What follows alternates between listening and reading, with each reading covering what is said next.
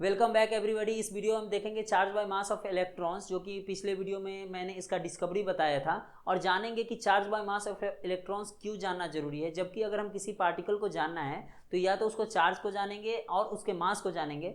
Charge by mass उतना important नहीं है, फिर भी हम लोग उसको क्यों पढ़ते हैं और क्यों जानना बहुत ही ज़्यादा इंपॉर्टेंट है केमिस्ट्री में charge by mass of electrons को, ये सभी जानेंगे इस वीडियो में। और इससे पहले हमने 3 वीडियोस डाली है एटम के बारे में, तो अगर आपने वो वीडियोस नहीं देखा है तो पहले वो वीडियो जाके देखिए, जिससे कि आपको ये वीडियो समझने में बहुत ही आसानी होगी। तो मेरा नाम है अमित और आप देख रहे हैं टेंगलवर्स। चलिए वीडियो को शुरू करते हैं।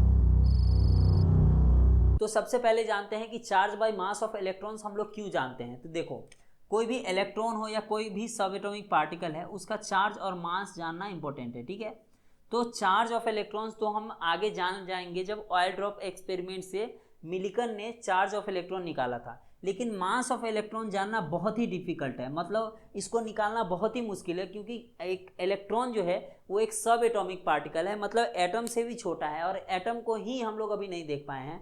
मान लो हम लोग इलेक्ट्रॉन को देख भी पाए तो उसका मास निकालना बहुत ही डिफिकल्ट है। जैसे कोई ऑब्जेक्ट का अगर मास निकालना है या वेट निकालना है तो उसको हम तौल लेंगे, लेकिन वही इलेक्ट्रॉन जो कि सब एटॉमिक पार्टिकल है, बहुत ही छोटा है, तो उसका मास निकालना असंभव है इस तरीके से। तो इसलिए क्या करते हैं, ई बाई एम वैल्यू, जो कि बहुत ही आसानी से जे थॉम्सन ने निकाला था, और कोई भी अब modern scientist e by M value आसानी से निकाल सकते हैं। तो ई बाई एम वैल्यू जब निकल जाएगा और इसमें इलेक्ट्रॉन का चार्ज हमें पता है, तो मास ऑफ इलेक्ट्रॉन आसानी से निकल जाएगा। और यहाँ मास ऑफ इलेक्ट्रॉन निकलना बहुत ही मुश्किल है, क्योंकि ये छोटा पार्टिकल है। इसलिए हम लोगों को E by M value of electrons पढ़ना बहुत ही इंपॉर्टेंट है, और ये हिस्ट्री में बहुत ही बड़ा इवेंट था ई बाई एम वैल्यू जब इलेक्ट्रॉन्स को पता किया गया।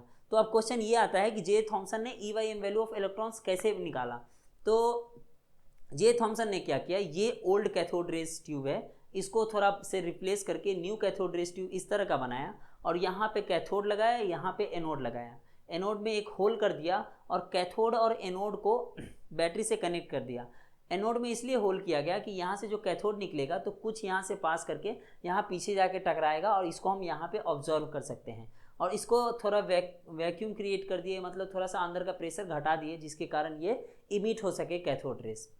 तो जे थॉम्सन ने क्या किया, यहाँ पे एक इलेक्ट्रिक प्लेट लगाया पॉजिटिवली चार्ज और यहाँ पे निगेटिवली चार्ज। तो उन्होंने देखा कि ये कैथोड रेस थोड़ा ऊपर की ओर जाके ए पे टकरा रहा है। अगर ये ट्यूब नहीं रहे ना तो ये एक पैराबोलिक पाथ क्रिएट करेगा इस तरह का, और अगर ये ट्यूब रहेगा तो यहाँ सिर्फ जाके ए पे टकरा जाएगा, क्योंकि आगे अब जगह नहीं है, ये ट्यूब है तो ट्यूब के अंदर जाके यहाँ पे टकरा जाएगा। वहीं पे अगर सिर्फ मैग्नेटिक फील्ड की बात करें तो मैग्नेटिक फील्ड में ये यहाँ पे सर्कुलर पाथ बनाएगा, यहाँ पे एक मैग्नेट लगा दिए तो ये एक सर्कुलर पाथ बनाएगा। वहीं पे ये ट्यूब अगर रहेगा ना तो ये पॉइंट पे जाके टकराएगा, मान लो इसको सी बोलेंगे। तो अगर ये दोनों नहीं रहेगा तो ये स्ट्रेट लाइन में जाके ए पॉइंट पे टकराएगा। तो इस तरह से इलेक्ट्रॉन का डिफ्लेक्शन होता है। तो उन्होंने बोला कि ये जो कैथोड रेज या इसमें जो इलेक्ट्रॉन्स है, इसका डिफ्लेक्शन 3 पॉइंट पे होता है, मतलब 3 चीज़ों पे डिपेंड करता है इसका डिफ्लेक्शन, जो कि मैं यहाँ पे लिख देता हूँ। तो ये 3 पॉइंट है जिस पे इलेक्ट्रॉन का डिफ्लेक्शन मैटर करता है। फर्स्ट है कि the magnitude of negative charge on particle, मतलब इसमें जो पार्टिकल है जो कि इलेक्ट्रॉन है उस पर कितना निगेटिव चार्ज है, इस पर डिपेंड करता है इसका डिफ्लेक्शन। अगर वो इलेक्ट्रॉन नहीं है, कोई और पार्टिकल है जिसका चार्ज ज़्यादा है, तो मान लो अगर इलेक्ट्रॉन है तो यहाँ पे जाके ये टकरा रहा है, ठीक है, इस पॉइंट को मान लो ए, स्ट्रेट लाइन में जाके टकरा रहा है, इस पॉइंट को मान लो बी। अगर इस पे चार्ज ज़्यादा होगा तो ये और ऊपर जाके यहाँ पे जाके टकराएगा, यहाँ से निकलेगा और यहाँ जाके टकराएगा, ठीक है। इसको मिटा देते हैं क्योंकि इसका अभी तो यूज नहीं है। तो फर्स्ट किस पे डिपेंड कर रहा है, the magnitude of negative charge on particle, इस पार्टिकल पे कितना निगेटिव चार्ज है, तो जितना ज़्यादा निगेटिव चार्ज होगा उतना ज़्यादा डिफ्लेक्ट करेगा। और सेकेंड क्या है, द मास ऑफ पार्टिकल, मतलब इस पार्टिकल में कितना मास है, तो जितना ज़्यादा मास होगा उतना कम डिफ्लेक्ट करेगा। ये जितना ज़्यादा हो रहा था उतना ज़्यादा डिफ्लेक्ट कर रहा था, इसमें जितना ज़्यादा मास होगा उतना कम डिफ्लेक्ट करेगा, मतलब ये इन्वर्सली प्रोपोर्शनल है। थर्ड है द स्ट्रेंथ ऑफ इलेक्ट्रिक और मैग्नेटिक फील्ड अप्लाई, मतलब ये जो यहाँ पे इलेक्ट्रिक फील्ड मान लो लगाते हैं, यहाँ पे इलेक्ट्रिक फील्ड लगाएंगे तो ही डिफ्लेक्ट करेगा। तो इलेक्ट्रिक फील्ड लगाए हैं तो यहाँ डिफ्लेक्ट किया है, या फिर मैग्नेट लगाते हैं इधर बाहर की ओर साउथ और अंदर की ओर नॉर्थ पोल लगाएंगे, तो ये डिफ्लेक्ट कैसे करेगा, यहाँ पे जाके टकराएगा। मान लो इस पॉइंट को C मान लेंगे, ठीक है, जो कि मैंने 3D में बताया है कि ये एक सर्कुलर पाथ डिपिक्ट करता है और ये एक पैराबोलिक पाथ डिपिक्ट करता है, ठीक है। तो कुछ इस तरह से यहाँ डिफ्लेक्ट कर रहा है, और जिस तरह से इलेक्ट्रिक फील्ड का स्ट्रेंथ बढ़ाएंगे, मतलब वोल्टेज बढ़ाएंगे इसका, तो ये डिफ्लेक्शन इसका ऊपर की ओर बढ़ता जाएगा। और यहाँ जो मैग्नेट्स है जो कि इलेक्ट्रोमैग्नेट का यूज किए हैं, जब 3D में बताएं आपको एक सॉलिड मैग्नेट लगाए हैं, लेकिन एक्चुअली में क्या है, एक इलेक्ट्रोमैग्नेट का यूज किए हैं जिसका पावर घटा या बढ़ा सकते हैं, ठीक है। ये इलेक्ट्रिसिटी होता है जो कि मैग्नेटिक फील्ड प्रोड्यूस करता है। तो जब जैसे जैसे इसको बढ़ाएं वैसे वैसे ही नीचे चला आया है, जैसे जैसे घटाएं ऊपर गया, मतलब जैसे जैसे मैग्नेटिक फील्ड बढ़ाए हैं इसका डिफ्लेक्शन बढ़ रहा है, जैसे जैसे मैग्नेटिक फील्ड घटाए हैं वैसे वैसे इसका डिफ्लेक्शन क्या हो रहा है, घट रहा है। तो जे थॉमसन ने क्या किया, इसको अच्छे से स्टडी किया इसका डिफ्लेक्शन, और देखा गया क्या कि जब सिर्फ इलेक्ट्रिक फील्ड अप्लाई होता है, मतलब ये मैग्नेट्स नहीं रहता है, तो ये नीचे की ओर डिफ्लेक्ट नहीं कर रहा है, सिर्फ ऊपर की ओर डिफ्लेक्ट कर रहा है, तो वो एक पैराबोलिक पाथ बनाता है, एक पैराबोलिक पाथ बनाता है जिसका इक्वेशन होता है y equal to e by 2mv² into x square. मतलब पैराबोलिक पाथ पे इसका कुछ इस तरह का इक्वेशन उन्होंने बताया कि इस तरह का इक्वेशन वो मतलब इस पाथ पे चलता है जिसका इक्वेशन क्या है, y equal to e by 2mv² into x square. ये ई है चार्ज ऑफ इलेक्ट्रॉन, ये है intensity of magnetic electric field, मतलब ये इलेक्ट्रिक फील्ड कितना पावर का है वो लगाए हैं, वो ये ई है, और m है मास ऑफ इलेक्ट्रॉन, v है वेलोसिटी ऑफ इलेक्ट्रॉन, और एक्स स्क्वायर में x जो है वो x इस दोनों के बीच में जो डिस्टेंस है उसको x बोलते हैं। तो y equal to e by 2mv² into x square, ये इक्वेशन है किस पाथ का, जिस पाथ पे इलेक्ट्रिक फील्ड में ये इलेक्ट्रॉन्स जाता है, जो कि एक पैराबोलिक पाथ होगा, जो कि मैंने आपको 3D में बताया था। वहीं जब इलेक्ट्रिक फील्ड हटा देते हैं तो ये ऊपर की ओर डिफ्लेक्ट नहीं करेगा, सिर्फ नीचे की ओर डिफ्लेक्ट करेगा, मतलब एक सर्कुलर पाथ बनाएगा।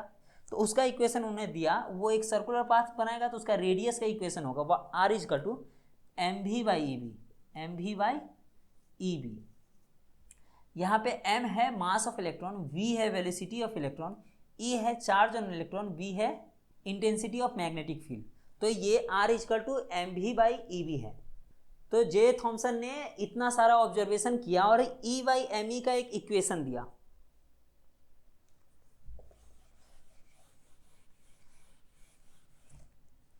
तो उन्होंने क्या किया, ई बाई एम मास ऑफ ई, ये ई नीचे लिख दें जिससे पता चले कि इलेक्ट्रॉन का मास। तो इलेक्ट्रॉन का चार्ज बाई इलेक्ट्रॉन का मास का उन्होंने एक इक्वेशन दिया, ई बाई RB², या छोटा स्मॉल r यहाँ पे लिखे हुए हैं तो स्मॉल r। तो charge by mass of electron जो है वो E बाई RB², यहाँ पे E है intensity of electric field, R है radius of the depicted path, इस पाथ का रेडियस, B है इंटेंसिटी ऑफ मैग्नेटिक फील्ड, ठीक है। तो ये E बाई ME का इक्वेशन दिया जिसका वैल्यू भी उन्होंने निकाला, जो कि था 1.75882 इंटू 10⁻11 कूलम्ब पर केजी, या कूलम्ब केजी इनवर्स कहीं कहीं पर रहेगा, जिसका दोनों का सेम ही मतलब होता है। तो ये ई बाई एम ऑफ इलेक्ट्रॉन्स उन्होंने निकाला। ये बहुत ही इंपॉर्टेंट है क्योंकि इसको लेके आगे मास ऑफ इलेक्ट्रॉन्स निकाला जा सकता है। और अगर नेक्स्ट देखें कि इलेक्ट्रॉन्स कहाँ कहाँ निकलता है, तो इलेक्ट्रॉन्स जो है वो बहुत सारे जगहों पे निकलता है। जैसे कि इसमें तो ऑब्वियसली निकलता ही इलेक्ट्रॉन्स, जो कैथोड रेज होता है उसमें इलेक्ट्रॉन्स ही रहता है। नेक्स्ट है कि जब किसी फिलामेंट किसी भी मेटल को अगर हॉट कर देंगे, बहुत ज़्यादा गर्म करेंगे, तो उसमें से भी इलेक्ट्रॉन निकलेगा। और नेक्स्ट है कि जब कोई इलेक्ट्रोमैग्नेटिक रेडिएशंस जैसे कि अल्ट्रा वायलेट लाइट हो गया या एक्सरेज हो गया, ये किसी मेटल पे गिरता है तो इलेक्ट्रॉन का इमिशन होता है, मतलब हाई एनर्जी रेडिएशन होना चाहिए जिससे इलेक्ट्रॉन का इमिशन होता है, जिसको फोटो इलेक्ट्रिक इफेक्ट भी बोलते हैं। और अगर तीसरे की बात करें कि जब बीटा डीके होता है तो कोई भी रेडियो एक्टिव एलिमेंट होता है वो एक प्रोसेस से जाता है जिसको डीके बोलते हैं, जिसमें वो अदर पार्टिकल्स को इमिट करता है। सब में कुछ में क्या होता है, अल्फा डीके होगा, कुछ में बीटा डीके होगा। तो जिसमें बीटा डीके होता है ना, उसमें जो बीटा पार्टिकल्स निकलता है वो बीटा पार्टिकल्स कुछ और नहीं इलेक्ट्रॉन्स होता है। और नेक्स्ट वीडियो में हम लोग जानेंगे कि चार्ज ऑन इलेक्ट्रॉन कैसे निकाला गया, और जब चार्ज ऑन इलेक्ट्रॉन पता हो जाएगा तो फिर मास ऑफ इलेक्ट्रॉन्स देखेंगे, फिर उस मास ऑफ इलेक्ट्रॉन्स को कंपेयर करेंगे अदर एलिमेंट के मास से जो कि पीरियोडिक टेबल में है। तो मिलते हैं नेक्स्ट वीडियो में, तब तक चैनल को जरूर सब्सक्राइब कीजिए और इस वीडियो को जरूर लाइक कीजिए। और इससे पहला वाला वीडियो आपने नहीं देखा है तो आप जाके देख सकते हैं। मिलते हैं फिर नेक्स्ट वीडियो में।